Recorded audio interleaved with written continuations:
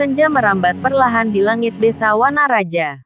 Awan kemerahan menggantung lesu di ufuk barat saat seorang perempuan muda bertudung kain lusuh melangkah pelan menyusuri jalan tanah. Namanya Lokahita Asteris. Seorang perantau yang telah meninggalkan masa lalunya demi menemukan kedamaian. Tubuhnya letih, dan malam mulai menebarkan dingin yang menggigit.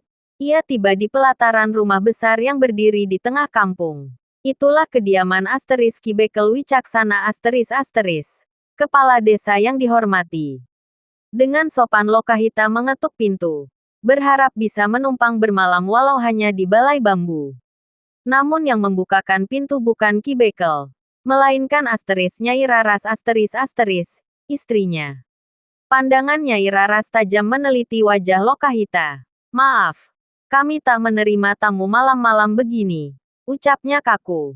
Lokahita mencoba menjelaskan. "Saya hanya butuh tempat berteduh barang semalam. Saya bukan orang jahat, hanya pengelana." Namun Nyai Raras mengangkat alisnya dengan curiga. "Sekarang banyak penjahat menyamar jadi perempuan tak berdaya. Pergilah sebelum aku panggil para jagabaya." Dengan hati sedih, Lokahita mundur tanpa berkata apa-apa lagi.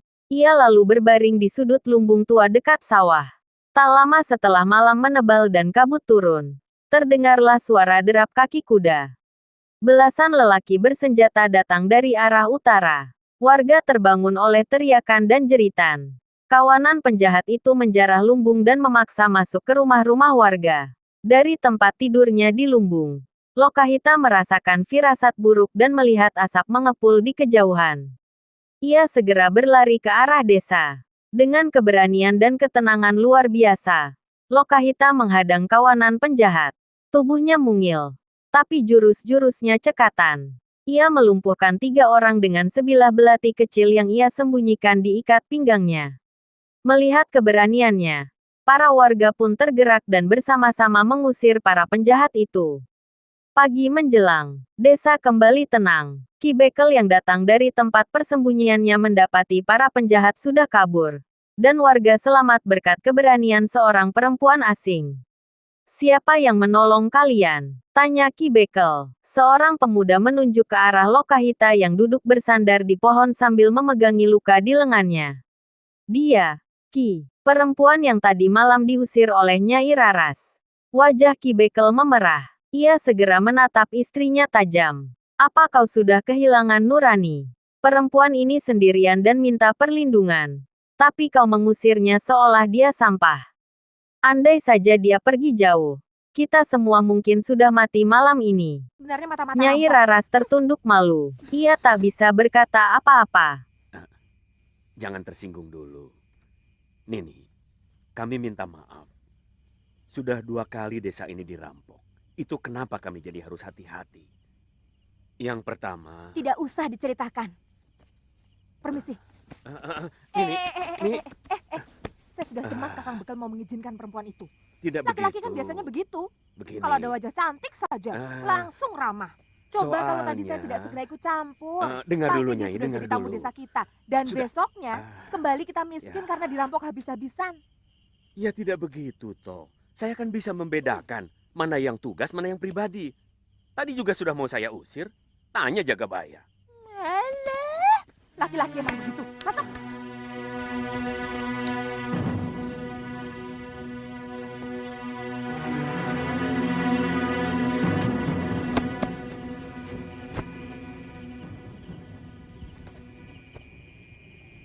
Tengah malam baru kita bergerak.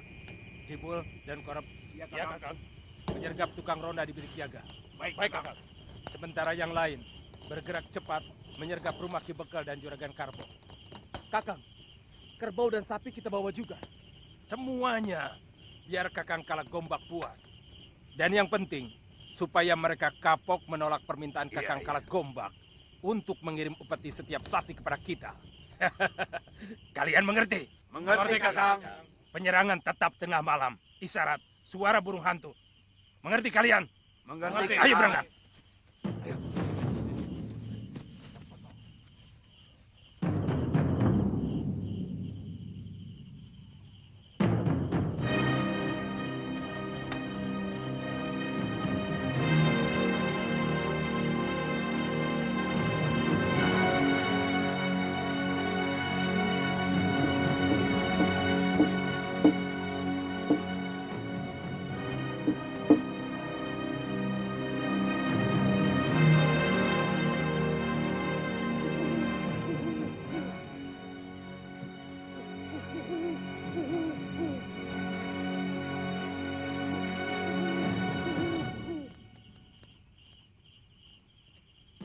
Tumben ada suara burung hantu. Tapi kedengarannya agak aneh, seperti suara orang.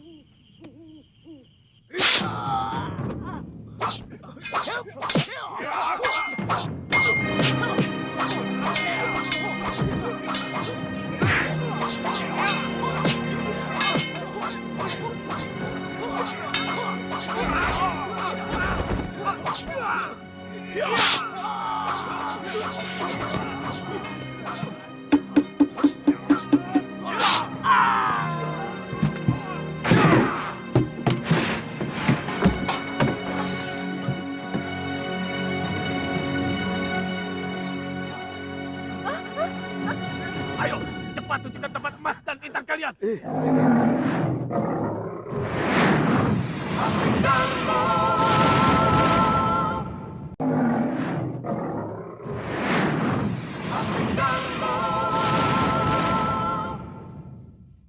Cepat, Nyai. Iya.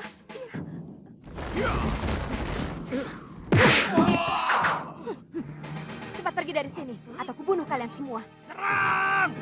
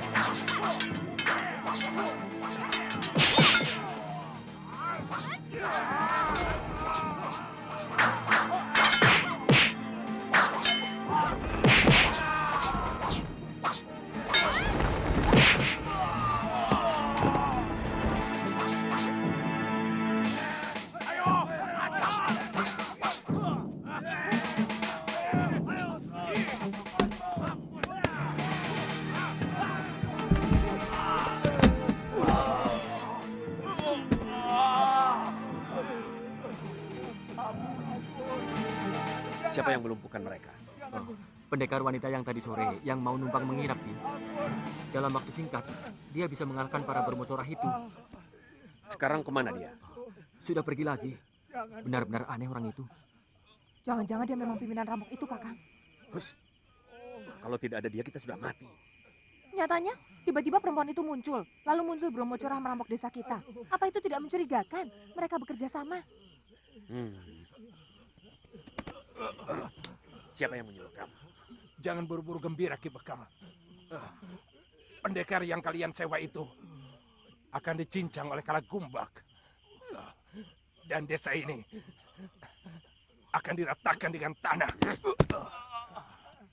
Singkirkan bermocorah-bermocorah ini. Kakang, Mau apa? gantung saja. Ayo, Dia cepat itu pulang. kan emang... Ayo cepat.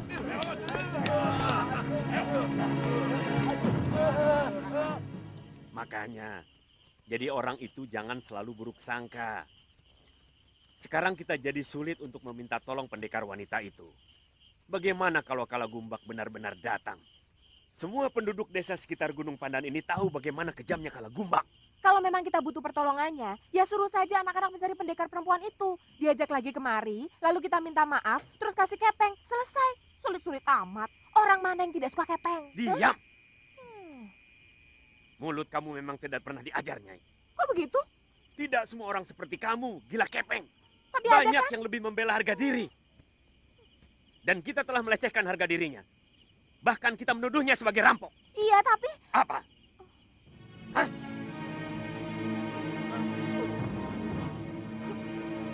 Masuk!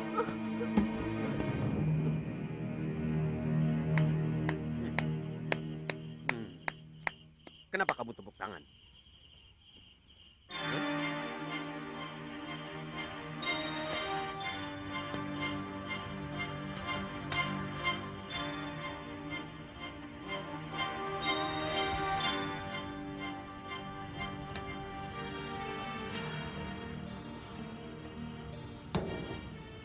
Wirat, di mana kamu sekarang?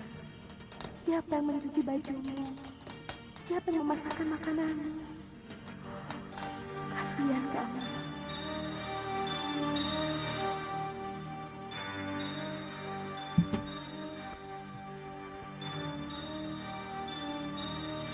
Bibi, Wirat kangen sama Bibi. Bi, Bibi, Bibi, Bibi. Wirat, kamu belum tidur. Wirat kangen sama Bibi Lokahita. Dia tentu sedang bersenang-senang dengan Anantandaru. Siapa lagi itu? Pendekar Di yang tengah mencintai rimbunnya Bibi hutan Lokahita. bambu di lereng Bukit Randu Alas, suara burung-burung sore terdengar sayup bersahutan. Di sebuah padepokan kecil yang sederhana namun damai, tampak seorang pemuda duduk termenung di pelataran beralas batu. Matanya nanar menatap cahaya senja yang perlahan tenggelam di balik puncak bukit. Dialah Asteris Sudawirat Asteris, murid utama padepokan itu. Hari-harinya biasa diisi dengan latihan pernapasan dan ilmu kanuragan. Namun hari ini wajahnya muram, langkahnya gontai, dan jiwanya terasa jauh melayang. Di belakangnya, muncul sosok tua bersorban putih dan bertongkat kayu nagasari.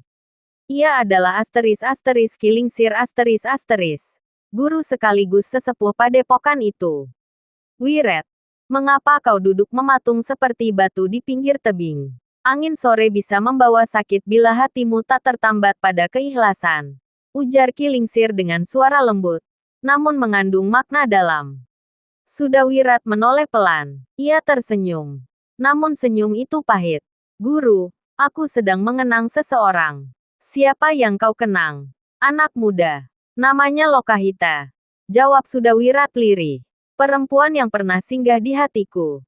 Namun memilih jalan sunyi. Ia pergi tanpa janji. Tanpa pamit.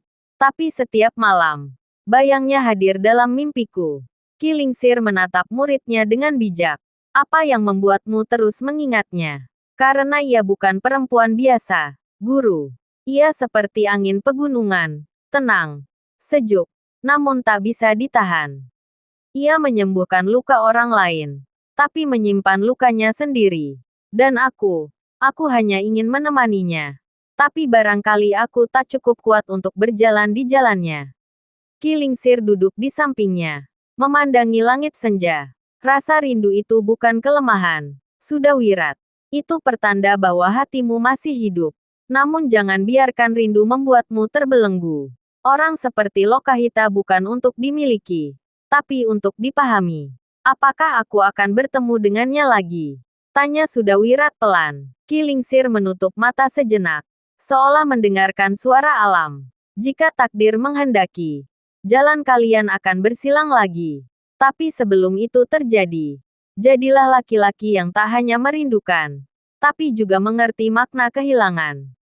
Sudawirat menarik napas panjang. Kata-kata gurunya menenangkan hatinya. Mudah-mudahan Seperti embun pagi di padang kering. Di bibimu kejauhan, cahaya diberi senja telah kesehatan. padam. Digantikan bintang pertama yang menyala di langit malam. Saya Dan ingin di antara mengalahkan desir pendekar angin serta bunyi Anantandaru. bambu saling beradu, Saya akan Sudawirat merebut Bibi membisikkan Lokahita satu nama dari dalam tangannya. hati, Lokahita.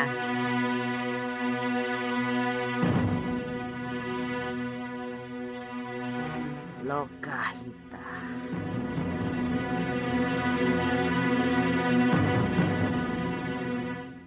Saya menghabisi bromo cerah itu bukan untuk membela kalian. Tapi karena saya memang memusuhi kejahatan. Saya tahu, Nini pasti sangat merasa tersinggung kepada kami. Terutama istri saya. Sangat tersinggung. Dan sulit bagi saya untuk memaafkan orang yang mencurigai kejujuran saya. Hari itu, langit di atas desa Mandalasari tampak suram, seolah menandai kekacauan yang tengah mengintai. Warga berkumpul di balai desa dengan wajah penuh cemas. Para penjaga desa tak sanggup menahan kelompok penjahat bersenjata yang berkeliaran di pinggiran hutan, memalak para petani, bahkan menculik seorang gadis desa 2 malam lalu. Dalam kepanikan itu, seorang sesepuh desa mengusulkan satu nama, Lokahita Asteris. Perempuan pengelana yang tinggal di gubuk tua di luar desa itu terkenal pendiam, tertutup, dan seolah tak peduli pada sekelilingnya. Tapi bisik-bisik warga menyebut ia pernah mengalahkan 5 begal sendirian di perlintasan batu hitam. Sejak saat itu, warga mulai percaya bahwa dia bukan sekadar pengelana biasa. Beberapa warga pun nekat mendatangi Lokahita yang tengah menyiram tanaman di halaman kecil gubuknya. Lokahita, mohon bantu kami. Para penjahat itu membuat hidup kami seperti neraka, ucap seorang ibu sambil terisak. Namun Lokahita hanya menatap mereka datar. Pergilah, aku bukan pendekar, bukan penyelamat siapapun. Aku hanya ingin hidup tenang. Seorang pemuda memohon dengan keras. Tapi kau punya kekuatan. Apa kau tega membiarkan kami menderita? Lokahita tak menjawab. Ia membalik badan dan masuk ke gubuknya. Suasana menjadi hening. Para warga pun akhirnya pulang dengan kecewa dan putus asa. Namun malam itu, Lokahita duduk di dekat jendela, memandang ke arah desa. Ia melihat asap mengepul dari kejauhan. Terdengar suara jeritan, bayangan anak kecil yang menangis, ibu-ibu yang lari, dan rumah-rumah yang terbakar mulai menari-nari dalam pikirannya. Ia mengepalkan tangannya, lalu beranjak, mengambil sebilah belati pendek dari bawah tikar. Dengan langkah berat ia keluar gubuk dan berlari ke arah desa. Sampai di sana, para penjahat tengah berpesta pora. Salah satu dari mereka menertawakan seorang lelaki tua yang terlatih tatih menyeret karung beras. Cukup, teriak Lokahita dengan nada kesal. Semua mata menoleh. Para penjahat terkejut melihat sosok perempuan mungil berdiri dengan tatapan membara. Aku sudah bilang aku tak mau urusan ini. Desisnya sembari melemparkan sebatang kayu ke arah salah satu penjahat hingga terjungkal. Tapi kalian, warga ngeyel ini, malah terus mengganggu hidupku. Sekarang, kalian membuatku benar-benar marah. Dengan gerakan cepat, Lokahita menghajar satu persatu para penjahat. Jurusnya lincah. Tubuhnya seolah menari di antara serangan. Belati di tangannya seperti kilat, menebas udara dan menghantam tepat sasaran. Dalam waktu singkat, para penjahat roboh berserakan. Warga yang bersembunyi di balik semak-semak mulai keluar dan menyaksikan dengan takjub. Anak-anak menatap Lokahita seperti melihat Dewi Pelindung. Namun Lokahita tidak menoleh kepada mereka. Ia hanya berdiri dengan napas memburu, menatap langit malam yang mulai cerah. Kalian boleh hidup tenang sekarang, ucapnya dingin. Tapi jangan pernah ganggu ketenanganku lagi. Ia berbalik dan berjalan pergi, meninggalkan warga yang hanya bisa menunduk, malu dan bersyukur dalam waktu yang bersamaan. Bukan binatang. Maka harus menggunakan hukum manusia, bukan hukum binatang. Mengerti? Maafkan saya, Nini. Saya memang salah. Saya berjanji akan membawa mereka ke Kadipaten. Bagus. Dan ingat, ajari lagi penduduk sampean supaya bisa bersikap ramah dan lebih manusiawi. Ayo, ikat mereka. Ayo. Ayo. Nini, Apa tidak tunggu, Nini. sebaiknya... Nini, kamu tidak takut mendekati seseorang yang kamu curigai mata-mata rampok, Nyai? Maafkan saya, Nini. Saya memang jahat. Mulut saya lebih tajam dari jarum. Saya tahu Nini pasti sangat terluka oleh kata-kata saya. Maafkan saya, Nini. Saya orang yang paling sulit memaafkan orang yang telah menyakiti hati saya. Kalau begitu, hukumlah saya, Nini. Kalau perlu, bunuhlah saya. Supaya dosa yang telah saya lakukan kepada Nini tidak mengotori semua penduduk desa Secangarum ini. Hukumlah saya, Nini.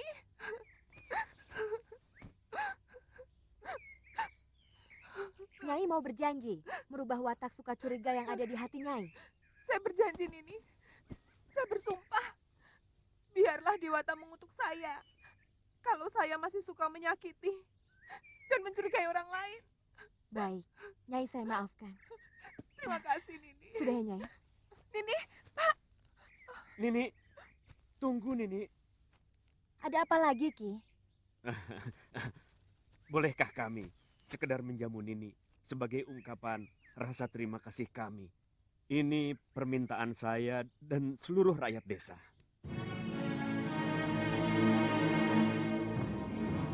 Bagaimana ya, Ki? Sekarang ini menurut saya pendekar yang paling sakti adalah titisan Betara Surya. Pendekar yang pernah kalian perebutkan. Bahkan dia pun mampu menandingi ilmu Dasendria yang kumiliki. Aku sudah menduga. Tidak salah. Kalau kalangan pendekar seumur kita menjuluki dia sebagai titisan Dewa Surya. Aku terus terang berterima kasih. Kalau saja dia bisa menyembuhkan tanganku ini. Tapi terus terang, aku berterima kasih sekali. Karena dia telah membunuh Nila Saroya. Diam kau sudah mani. Dia itu tetap musuhku. Dia yang telah menyelamatkan Angling Dharma dari ajian Rengkagunungku. Nyai memiliki aji Rengkagunung. Suryapati telah menyalahi kesepakatan bahwa dia akan mengubur aji Rengkagunung. Aku mencuri dari bilik pusaka suamiku.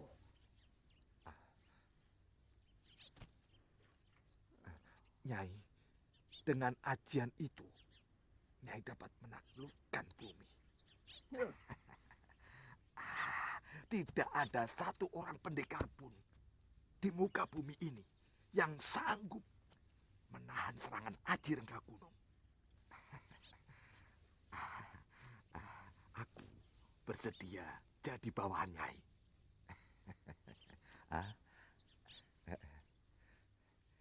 Kita taklukkan seluruh negeri yang ada di bumi Jawa ini.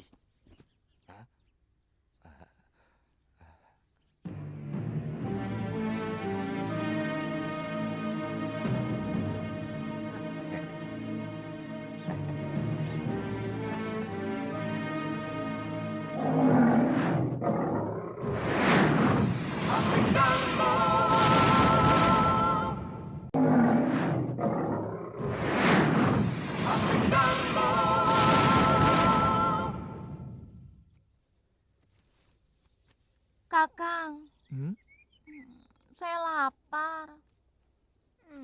Dari tadi cacing dalam perut sudah berkeruyuk minta dikasih makan. Ayo, Kang. Petang telah jatuh ketika Asteris Suliwa dan Asteris Galuh Parwati melintasi lembah Kencana, sebuah tempat yang konon angker dan penuh kabut. Keduanya dalam perjalanan menuju padepokan Gunung Suralaya, membawa pesan penting dari Prabu Angling Dharma. Angin menderu pelan, seperti bisikan arwah. Tapi Galuh Parwati tetap tenang. Sementara Suliwa memelototi setiap semak dengan siaga. Ia tahu, tempat ini bukan sekadar lembah biasa. Mereka tiba di sebuah padang rumput luas yang disinai cahaya bulan. Tiba-tiba, dari balik kabut, muncullah Asteris tiga wanita cantik Asteris berambut panjang, berkulit pucat, dan mengenakan selendang kelabu perak. Salah satu dari mereka tersenyum manis. Duhai pendekar tampan dan gadis jelita, apakah kalian tak ingin beristirahat sejenak di pelukan kami? Suliwa segera merasakan hawa aneh. Galuh, hati-hati, mereka bukan manusia, namun Galuh Parwati, yang sejak awal merasa terganggu oleh kehadiran mereka, sudah bersiap menarik senjatanya. Pergi sebelum aku mencincang tubuh palsu kalian. Wanita itu tertawa. Tawa mereka berubah melengking dan tubuh mereka pun bergetar. Berubah menjadi sosok setengah serigala. Mata menyala merah. Taring menjulur. Kuku panjang bersinar seperti belati. Asteris pertarungan pun dimulai. Asteris. Suliwa melompat dan menebaskan pedangnya. Sementara Galuh Parwati bertarung dengan selendangnya yang lentur. Namun siluman-siluman itu amat lincah. Seperti bayangan yang tak tersentuh. Tiba-tiba, salah satu dari mereka melontarkan jampi ke arah Galuh. Engkau yang angkuh dan penuh kesombongan. Rasakan kutukan serigala hitam. Sinar hijau menyambar. Dan tubuh Galuh Parwati seketika menggigil. Ia terjatuh, menggeliat di tanah. Suliwa berteriak, "Galuh!" Dalam sekejap, tubuh Galuh berubah, kulitnya ditumbuhi bulu hitam legam. Wajahnya memanjang, dan suara lenguhannya berganti menjadi raungan anjing hutan. Asteris Galuh Parwati telah dikutuk menjadi seekor anjing. Asteris. Amarah Suliwa membuncah. Dengan kekuatan batin yang ditekan selama ini, ia melepaskan jurus pamungkas warisan perguruan. Tebasan angin surya asteris. Gelombang cahaya menyapu 2 dari 3 siluman hingga tubuh mereka terbelah menjadi abu. Yang satu melarikan diri dengan tubuh terluka parah, menyumpahi Suliwa sebelum menghilang dalam kabut. Setelah pertarungan selesai, Suliwa berlutut di sisi Galuh yang kini menggonggong pelan dengan mata menyiratkan kesedihan mendalam. "Aku bersumpah, Galuh, aku akan mencari jalan untuk mematahkan kutukan ini. Demi kehormatanmu, demi rasa yang tak sempat kuucapkan." Anjing hitam itu mengibas ekornya lemah, lalu menyandarkan kepalanya ke lutut Suliwa. Malam itu, mereka berdua melanjutkan perjalanan. Satu sebagai pendekar, satu lagi sebagai makhluk terkutuk yang terus menyimpan jiwa seorang kesatria. Dan langit pun mendung, seakan turut menyimpan duka yang tak bisa dijelaskan.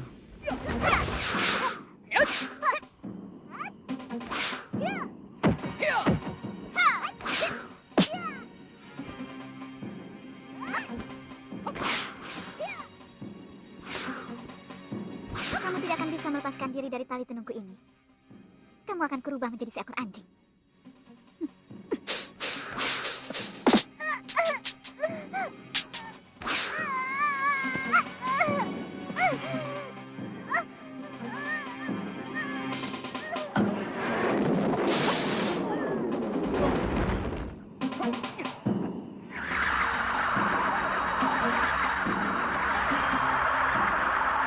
Kalian memang binatang. Suliwa, hanya aku yang bisa membebaskan kekasihmu dari tenunganku.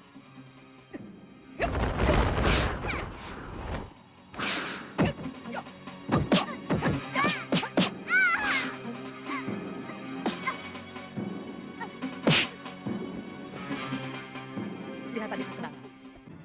Dia telah menelan tablet racun, dan hanya aku yang mampu memberikan penawarnya.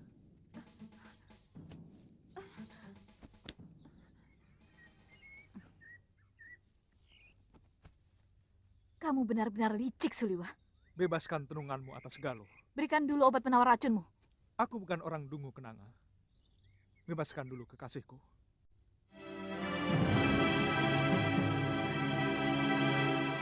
Baik, dia bisa bebas dari tenunganku. Kalau dia dimandikan pada 7 sumur dari 7 gunung. Sekarang berikan obat penawar racunmu. Aku tidak yakin kamu bicara benar, kenanga. 7 gunung pasti akan ditempuh dalam waktu yang cukup lama. Sementara, kebenaran itu baru pada sumur terakhir. Memang. Tapi untuk hal yang satu ini, aku pantang bohong.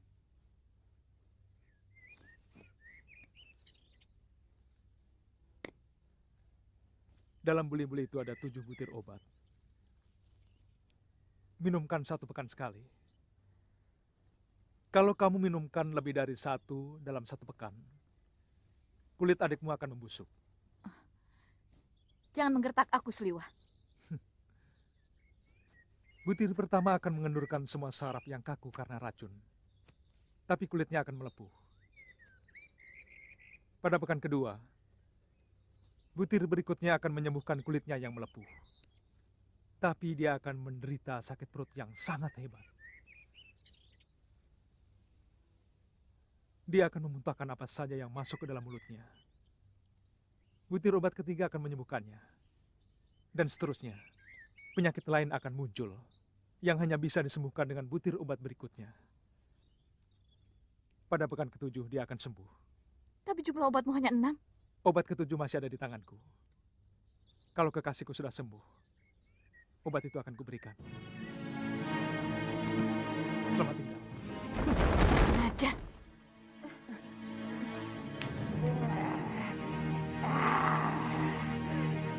Anak itu betul-betul cerdas.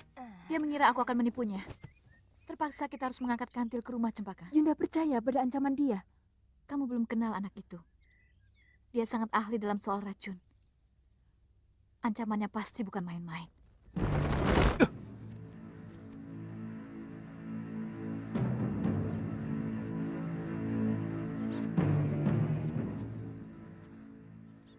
Kepalaku pusing sekali, Kakang.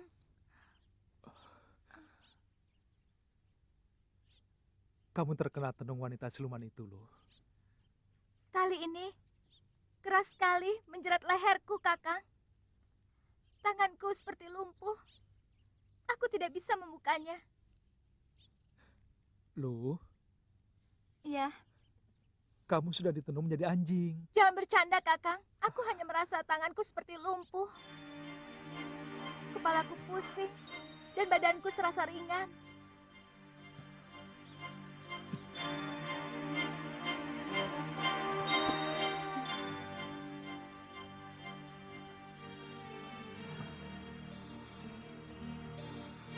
Tumben. Malam belum usai ketika Suliwa memandangi Galuh Parwati, yang kini hanya bisa menatapnya dengan mata anjing yang sendu. Kutukan siluman serigala itu telah merampas sosok dan suara sang pendekar wanita, menyisakan hanya kesetiaan yang terbungkam dalam raungan bisu. Namun Suliwa tidak tinggal diam. Ia teringat akan petuah gurunya di masa lalu tentang akar dewa putih, tanaman langka yang hanya tumbuh di puncak dewa, di balik hutan larangan yang dijaga oleh makhluk-makhluk gaib. Hanya ramuan dari akar itu yang bisa mematahkan kutukan siluman serigala, tapi tak ada manusia yang pernah kembali setelah mencoba mengambilnya. Tanpa ragu, Suliwa membawa Galuh di punggungnya dan memulai perjalanan menuju hutan itu. Hari pertama, mereka melintasi sungai berbatu, dan Suliwa harus mengusir sekawanan lintah raksasa yang mencoba menyergap dari dalam air. Di malam hari, ia membuatkan tempat tidur dari daun dan jerami, menghangatkan tubuh Galuh dengan pelukannya, dan menyuapi air embun. Hari kedua, mereka memasuki hutan larangan. Langit berubah kelabu. Pohon-pohon berbisik dalam bahasa yang tak dimengerti. Makhluk-makhluk halus muncul. Mata-mata mengintai dari balik semak, dan bayangan samar mengikuti langkah mereka. Di tengah perjalanan, seekor harimau putih setinggi manusia menghadang mereka. Namun Suliwa tidak gentar. Ia menunduk hormat, mengutarakan niat dan ketulusannya. Bukan kekuatan yang kubawa, tapi cinta dan penebusan. Jika aku harus mati untuk menyelamatkannya, biarlah itu terjadi di bawah cakrawala puncak dewa. Sang harimau diam sejenak, lalu mengangguk pelan, membiarkan mereka lewat. Dalam keheningan, ia bersuara, kesetiaanmu diuji. Namun yang terberat masih menunggu di puncak. Hari ketiga, mereka sampai di lereng puncak dewa. Angin begitu dingin, kabut tebal membuat pandangan terbatas. Di sana, tumbuh sebuah tanaman bersinar lembut, akar dewa putih, mengeluarkan aroma harum seperti melati bercampur kayu manis. Namun sebelum Suliwa menyentuhnya, sosok tua berjubah merah darah muncul dari kabut. Siapa yang hendak mengambil ramuan para leluhur? Suara itu berat dan bergema. Suliwa menjawab tegas. Aku, Suliwa, demi menyelamatkan sahabatku, Galuh Parwati, yang dikutuk menjadi binatang oleh siluman. Orang tua itu menatap tajam. Akar ini tak bisa diambil sembarangan. Kau harus mengorbankan sesuatu, kekuatanmu, atau ingatanmu tentangnya. Suliwa terdiam, lalu ia berkata, lirih namun mantap, ambillah kekuatanku, tapi jangan ambil kenangan tentangnya. Aku rela menjadi lemah, asal tak lupa siapa yang ingin ku selamatkan. Sang penjaga mengangguk, pengorbananmu tulus, maka, ambillah. Suliwa mencabut akar itu dengan tangan gemetar. Seketika, tubuhnya terasa ringan. Jurus-jurus yang dulu ia kuasai seperti menguap. Tenaganya menyusut. Namun ketika ia kembali dan memberikan ramuan itu ke Galuh, tubuh sang anjing hitam mulai bergetar, lalu menyala lembut, dan perlahan berubah. Dari kilatan cahaya putih, Galuh Parwati muncul kembali. Utuh dalam wujud manusia. Matanya sembab, Tubuhnya lunglai, namun wajahnya penuh haru. Suliwa, kau, bisiknya lemah. Suliwa hanya tersenyum. Meski kini tak lagi memiliki kekuatan yang dulu membuatnya ditakuti. Tapi dalam kelemahan itu, ada kebesaran hati yang tak bisa digantikan oleh jurus apapun. Mereka pun berjalan kembali. Satu tanpa kekuatan. Satu yang baru saja pulih. Namun keduanya memiliki ikatan yang tak bisa dipatahkan oleh kutukan manapun. Artinya aku sangat mencintaimu. Lewat manapun. Aku heran dengan jalan pikiranmu.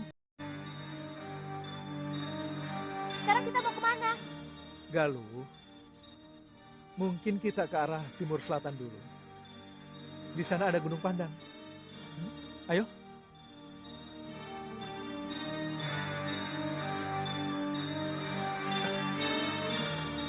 Kakang, setelah Gunung Pandan, lebih dekat kita ke Gunung Wilis, terus ke barat Gunung Lawu, Gunung Merapi. Kemudian Gunung Merbabu, Gunung Sumbing, dan yang terakhir Gunung Raga Jembangan di utara barat. Ayo. Kakang pasti akan capek sekali kalau harus menggendongku. Tidak. Kecuali kalau medannya berat.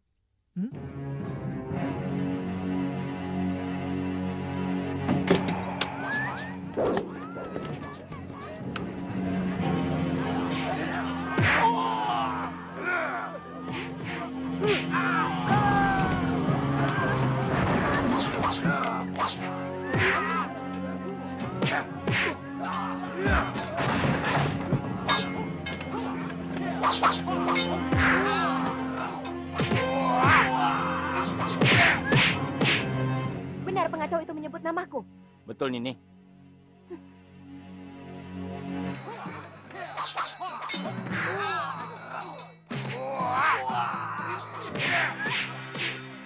Benar pengacau itu menyebut namaku. Betul, Nini.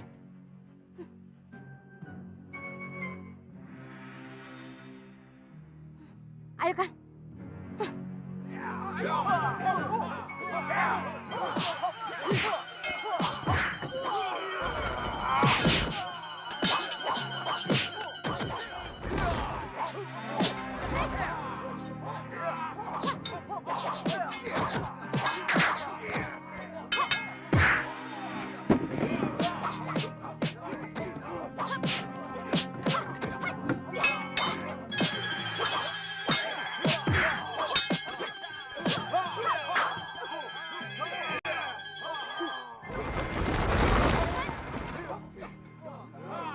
Paman. Tantri. Paman.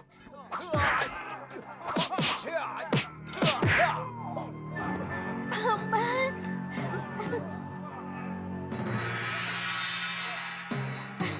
Tantri. Paman. Angin senja bertiup lembut di halaman padepokan Bayu Wening. Kaliana Tantri tengah melatih jurus. Bunga menari di atas angin. Gerakan halus namun mematikan yang ia kembangkan sendiri dari gabungan silat dan ilmu tenaga dalam. Tiba-tiba, suara gemerisik terdengar dari arah gerbang. Seorang pemuda asing berwajah dingin berdiri di sana, mengenakan jubah hitam dengan lambang aneh di bahunya. Tanpa banyak bicara, ia melangkah maju dan melemparkan sebuah kipas besi ke tanah. Aku mencari Kaliana Tantri. Suaranya tenang namun tajam. Kau adalah ujian bagiku. Aku harus mengalahkanmu. Kaliana menoleh tanpa ragu. Kau salah tempat jika hanya ingin uji nyali. Tanpa aba-aba, pemuda itu menyerang dengan kecepatan mengagumkan. Serangan kipasnya mengoyak udara, memaksa Kaliana menghindar dan membalas dengan gerakan luwes namun ganas. Pertarungan berlangsung sengit. Petir kecil tampak menyambar tiap benturan tenaga dalam mereka. Tanah bergetar. Dedaunan beterbangan. Namun di tengah pertarungan, Kaliana melihat sesuatu di balik sorot mata lawannya. Ada kegelisahan. Ada kejanggalan. Ia menahan pukulan terakhir dan melompat mundur. Tunggu, ucap Kaliana. Pemuda itu terengah, tapi tetap bersiaga. Siapa yang mengutusmu? Pemuda itu hendak menjawab. Namun dari kejauhan terdengar suara berat, dipenuhi wibawa yang menggetarkan jiwa. Kaliana, sudah saatnya kau pulang. Kaliana menoleh. Di puncak bukit, berdiri seorang lelaki tua berjubah putih. Tongkat kayu berukir di tangannya. Rambut dan janggutnya memutih seperti kapas. Itulah sang kakek yang telah lama tak ia temui. Empu Jagat Pramana. Tetua yang dikenal sebagai penjaga keseimbangan 5 aliran silat tertua di bumi Jawa. Dengan langkah perlahan namun penuh karisma, sang kakek mendekat. Pertarungan ini tak penting. Ada tugas yang jauh lebih besar menantimu. Kaliana, ucapnya tenang. Kaliana segera menghormat. Ampun. Kek, aku tak tahu engkau akan datang. Apa maksud tugas itu? Empu Jagat Pramana menatap tajam. Telah terjadi pergeseran kekuatan di Gunung Kencana. Penjaga pusaka leluhur jatuh sakit. Kau, cucuku, harus menggantikan posisinya. Bukan hanya karena darah kita, tapi karena nuranimu sudah terbentuk. Pemuda yang menyerangnya tadi pun segera bersimpuh. Maafkan aku, Nyai Tantri. Aku hanya utusan untuk menguji kesiapanmu. Kaliana menatap keduanya, menyadari bahwa semuanya telah diatur. Ia menatap langit senja yang mulai gelap. Kalau ini jalanku, maka aku akan melangkah. Malam itu, Kaliana Tantri pun mengemasi perlengkapan, meninggalkan padepokan yang telah membesarkannya, dan memulai perjalanan baru, bukan lagi sebagai murid, melainkan sebagai penjaga warisan kekuatan leluhur. Bukan Romo Kalapati saja yang mencintai dia. Aku lebih dari itu. Bahkan sampai sekarang aku tidak berniat untuk mempunyai istri maupun kekasih. Walaupun saat itu umur saya masih muda. Saat ini satu-satunya yang membahagiakan hidup saya adalah bertemu dengan anak saya, Kaliana Tantri. Titisan saya. Sebenarnya, Ki Demang menyadari kematian Nyai Kumari Dewi sudah kehendak Yang Widi. Kenapa beliau mengusir Tuan? Saya kira Ki Demang ingin menjadikan Kaliana Tantri sebagai pengganti putrinya. Kamu tidak bohong. Kamu tidak bohong. Romo Kalapati sakit keras. Betul, Tuan. Sudah hampir 1 sasi tergolek di ambennya. Beliau selalu menyebut nama Nini Tantri. Beliau bilang, mau mewariskan peta harta karun yang ada di Pulau Hantu. Itu kenapa kami disuruh mencari Tantri sampai ketemu. Paman? Bopo, makanan sudah siap. Oh, mari. Ayo. Mari. Ayo.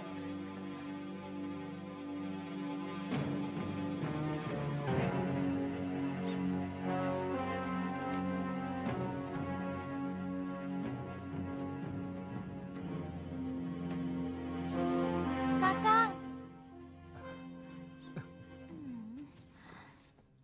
Cari warung, Kakang. Aku lapar sekali. Iya, Galuh. Saya juga lapar.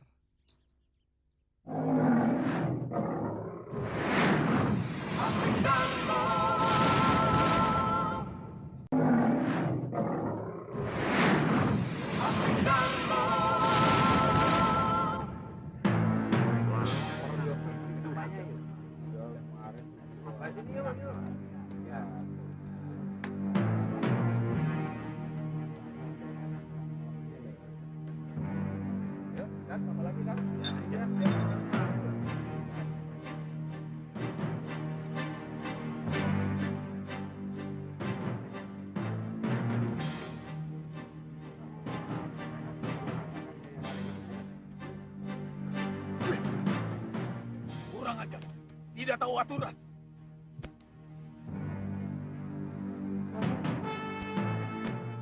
Tegur orang itu, Ki. Ini tempat makan manusia, bukan untuk binatang. Baik, Den. Nanti saya tegur, Den. Sekarang? Iya, Den. Sekarang, Den. Sekarang. Maaf, Kisanak. Iya? Anjingnya jangan dibawa masuk.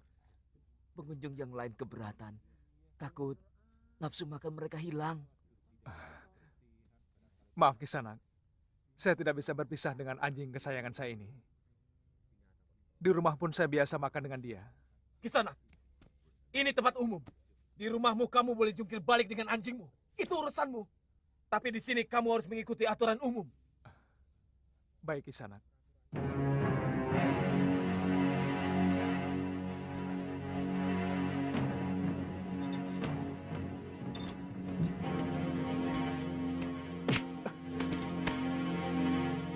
Maaf. Kaki saya tersandung. Hajar mereka, Kakang. Mereka sengaja menyengkat kaki Kakang. Sabar. Lebih baik kita makan dulu. Hei, kamu telah membunuh nafsu makan saya. Makanya saya mau keluar. Kamu pikir dengan pedang di punggungmu, kemudian nyari kami akan ciut? Kamu keliru. Jangan pamer kependekaran di sini, karena di sini gudangnya pendekar. Oh, maaf. Saya tidak menduga kalau tuan-tuan adalah para pendekar. Kurang ajar.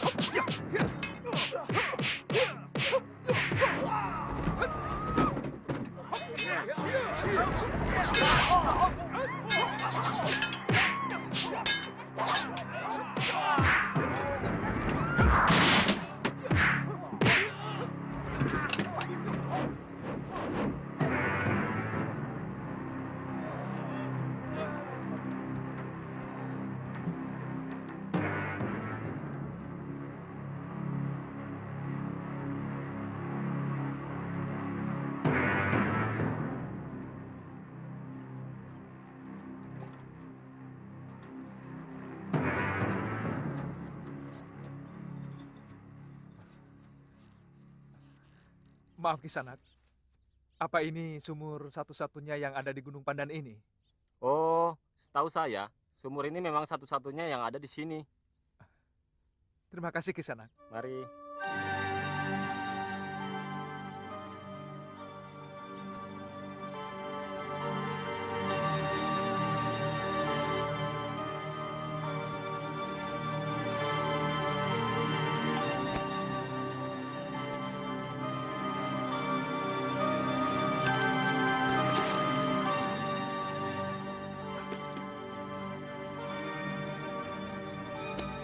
Ini sumur pertama loh. Sini, hah? Ayo. Aduh, dingin sekali, Kakang.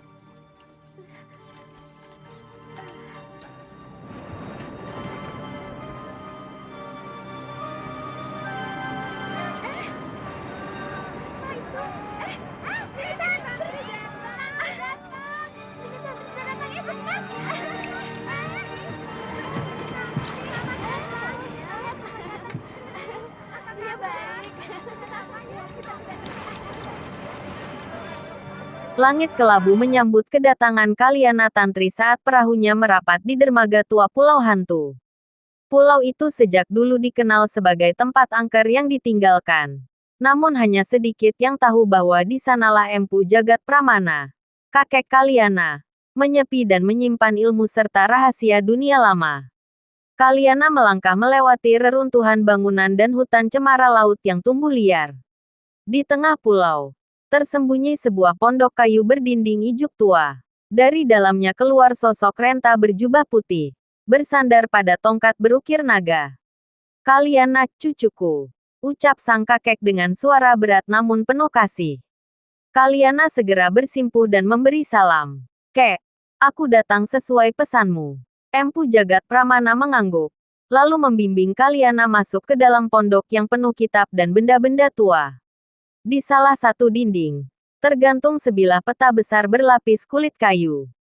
Kaliana, ucapnya pelan. Waktunya telah tiba untuk kau mengetahui rahasia leluhur kita, Pulau Harta Karun. Kaliana terdiam, menanti penjelasan. Di antara gugusan Laut Selatan, tersembunyi sebuah pulau yang tak pernah tercatat di peta manapun.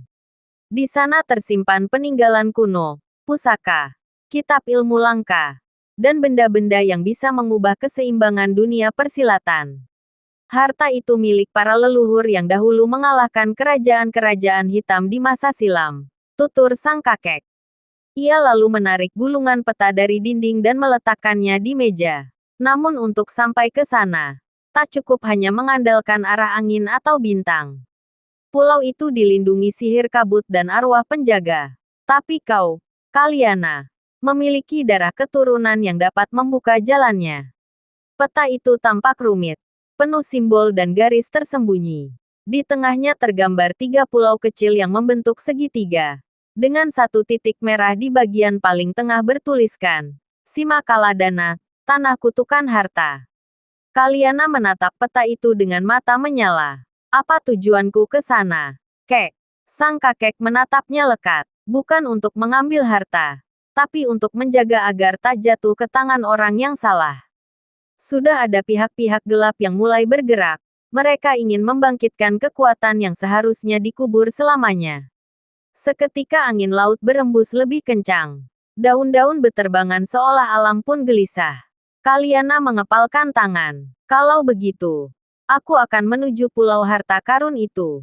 Demi menjaga warisan leluhur dan dunia persilatan. Empu Jagat Pramana menaruh tangannya di pundak cucunya. Berangkatlah saat bulan purnama tiba. Tapi ingat, bukan hanya ilmu silat yang kau perlukan, melainkan kebijaksanaan dan keberanian menolak godaan. Malam pun menyelimuti pulau hantu. Di kejauhan, ombak menggulung, seolah menyambut petualangan baru yang akan membawa Kaliana Tantri menuju lautan misteri dan bayang-bayang masa lalu. Kakek ingin berkenalan dengan kakak. Ayo.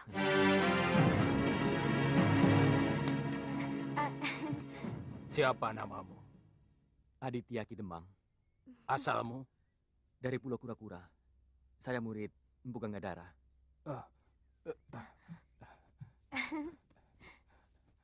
Saya pernah mendengar kebesaran gurumu. Penguasa Laut Selatan. Apakah kamu benar-benar mencintai cucuku?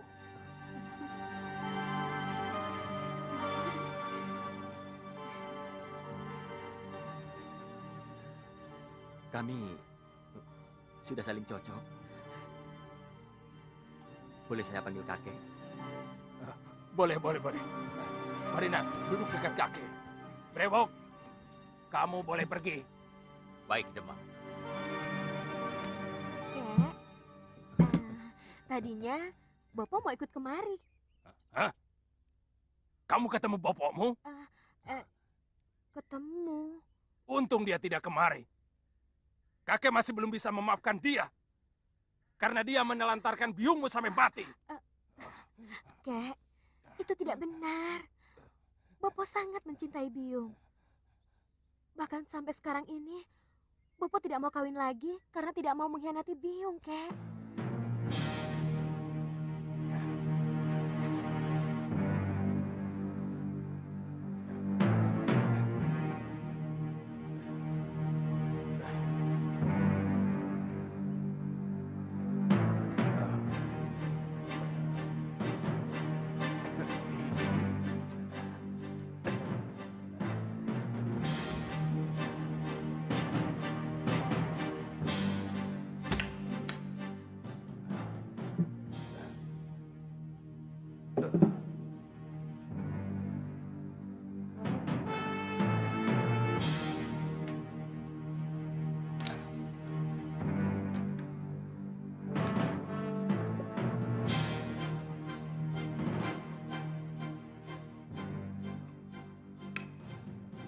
Ini Pulau Hantu. Kira-kira 3 hari pelayaran dari sini menuju arah matahari terbit. Di celah batu karang itu ada sebuah kapal dagang yang dulu terdampar, atau tepatnya disembunyikan oleh bajak laut. Menurut guru kakek, kira-kira sudah 100 tahun yang lalu, kapal dagang itu membawa seorang pelarian dari negeri Pali yang membawa kitab pusaka ilmu kadikjayaan dari salah satu vihara di sana. Konon, kitab itu memuat ribuan jurus ilmu kanuragan dan mantra-mantra ajian yang menjadi dasar dari semua ilmu kanuragan yang ada di muka bumi ini. Juga menyimpan harta benda berupa emas permata yang dibawa oleh saudagar Persia dari Hindustan. Apakah kamu tidak tertarik untuk mendapatkannya, cucuku? Kenapa dulu tidak kakek ambil sendiri? Beberapa kali kakek sudah ke sana, tapi selalu gagal. Kapal itu ditunggu oleh dedemit dan makhluk halus lainnya. Entah beberapa puluh anak buah kakek yang tewas oleh makhluk halus penunggu kapal hantu itu. Kakek menduga mereka adalah roh gentayangan dari awak dan penumpang kapal itu. Lalu, kenapa kakek menyuruh saya untuk mendapatkannya, kek? Apa kakek tidak takut? Saya juga akan tewas di sana. Kakek yakin hanya kamu yang bisa mendapatkan harta terpendam itu. Kamulah yang bisa mewarisi kitab pusaka ilmu kanuragan itu. Apa dasarnya, kek? Wangsit.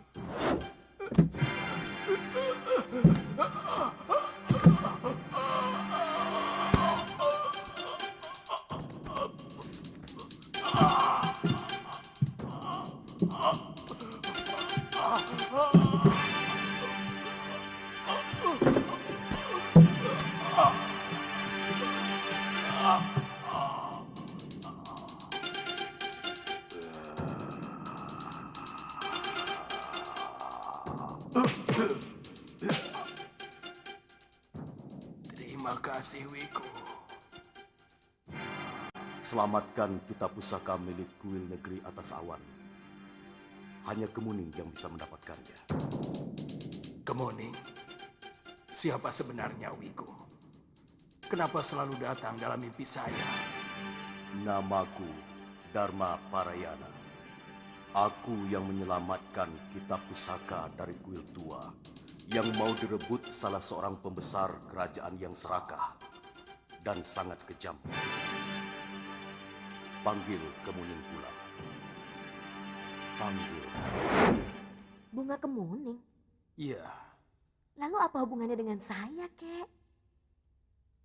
Sejak biksu itu datang yang terakhir, kakek berusaha untuk mendapatkan petunjuk. Apa itu Kemuning?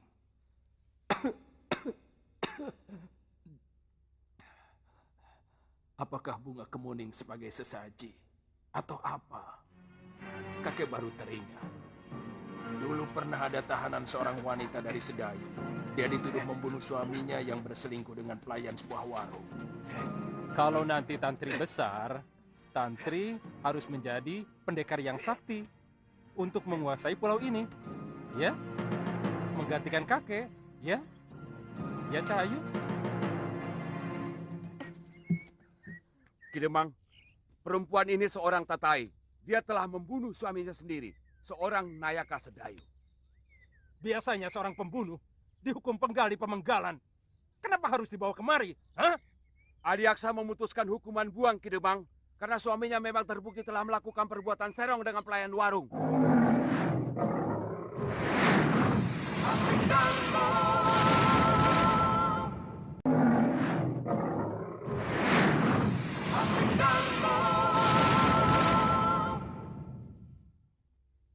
Bawa dia ke tempat tahanan, wanita.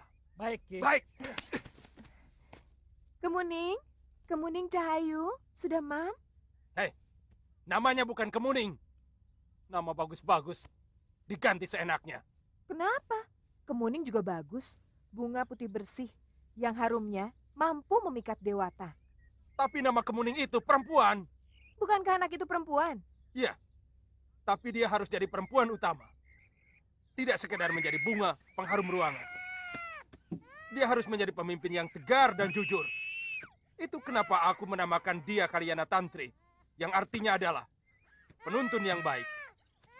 Sebab seorang pemimpin harus menjadi teladan bagi yang dipimpinnya. Seret perempuan itu. Ayo. Kemuning, sayang, jangan nangis ya. Bibi pergi dulu ya. Demang, sampean sudah tua, masih punya bayi. Apa pulau ini terlalu sepi? Sampai pekerjaan sampean cuma mengeloni istri. Sontoloyo. Ini cucu, bukan anak. Sebenarnya, nama Kemuning itu juga bagus. Tapi kakek tetap tidak mau memakainya. Apalagi yang memberikan nama itu seorang pembunuh.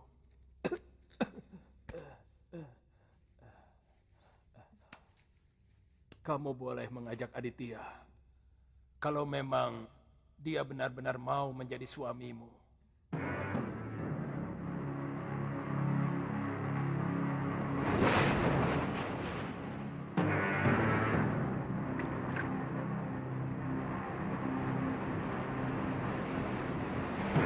Durgadini! Durgadini! Aku ketemu. Aku ketemu. Durgandini. Durgandini. Api yang jelek itu. Durgandini manis, ayu. Durgandini. Bele.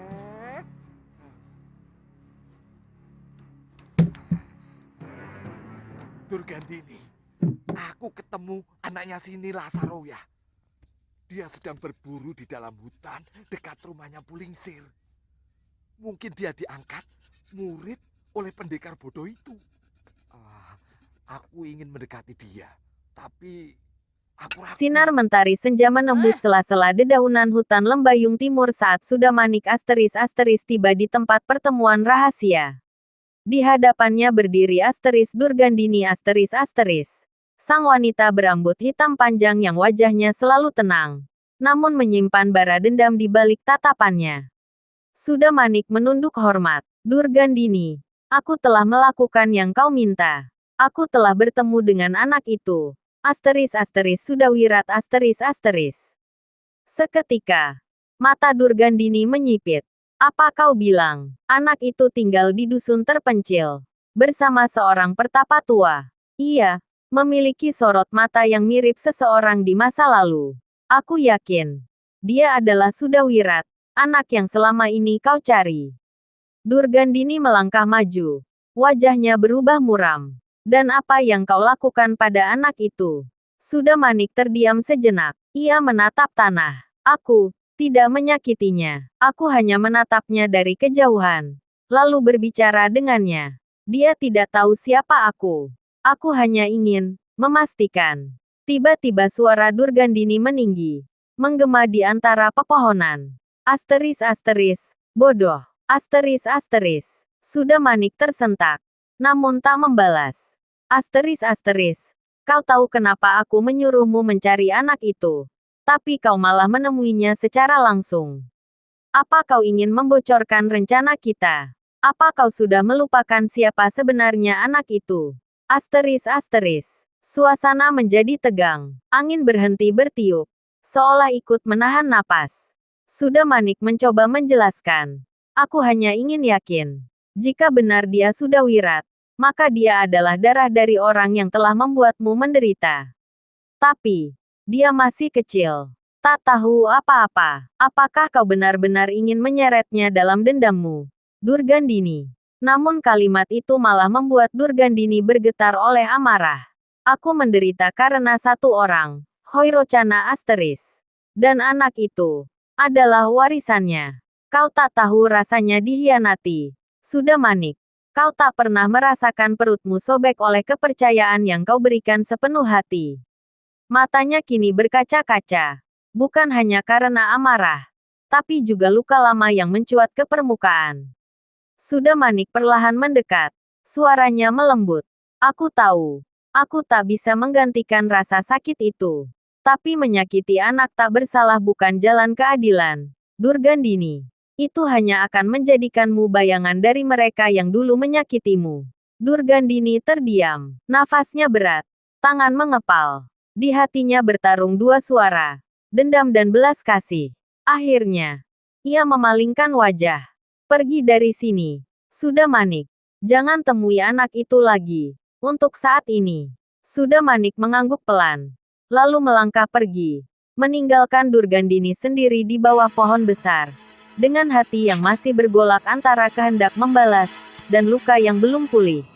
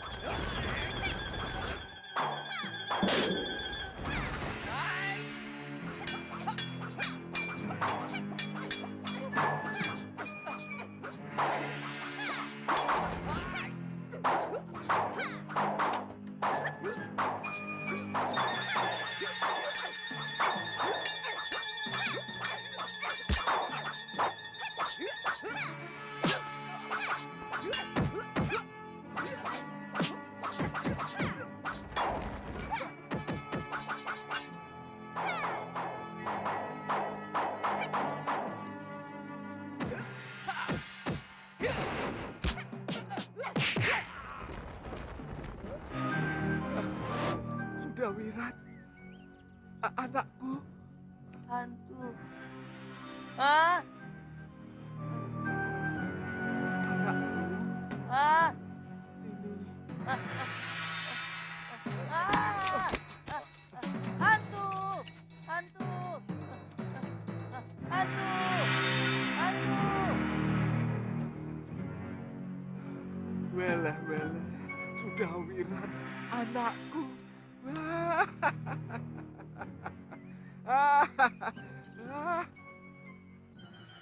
Itu hukuman yang harus kamu terima. Jangan kamu kira hukuman balasan itu nanti kau terima di neraka setelah kamu mati.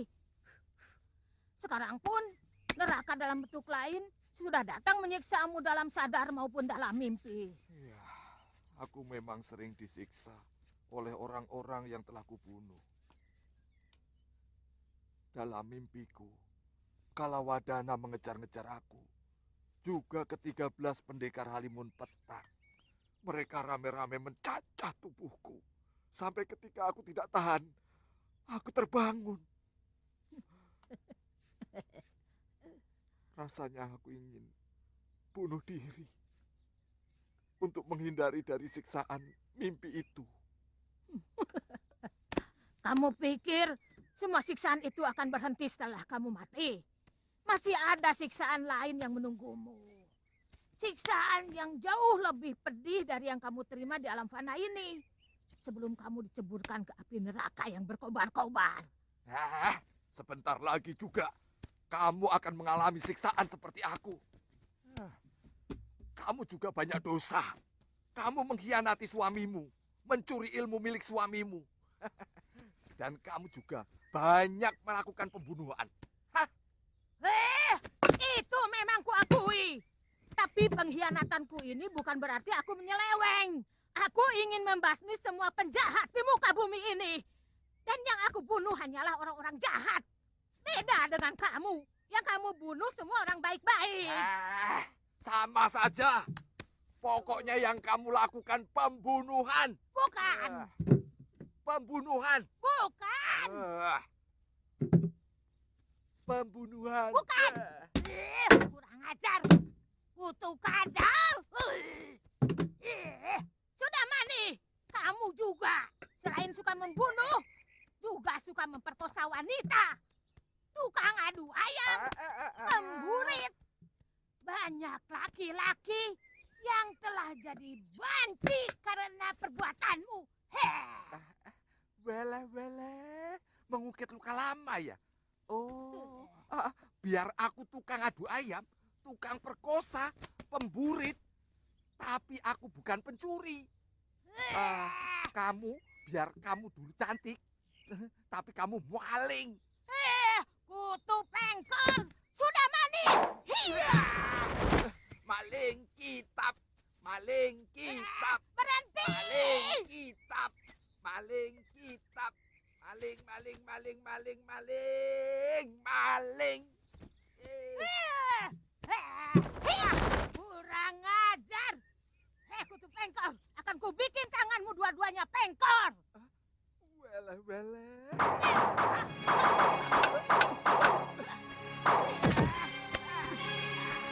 Rupanya kurang pengkor kaki kamu.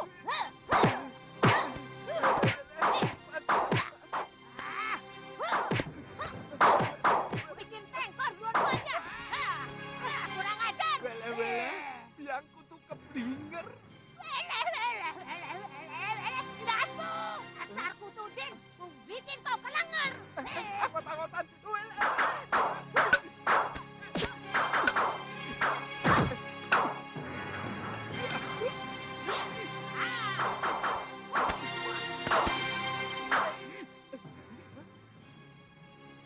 Apa ini? Mabuk dari sini?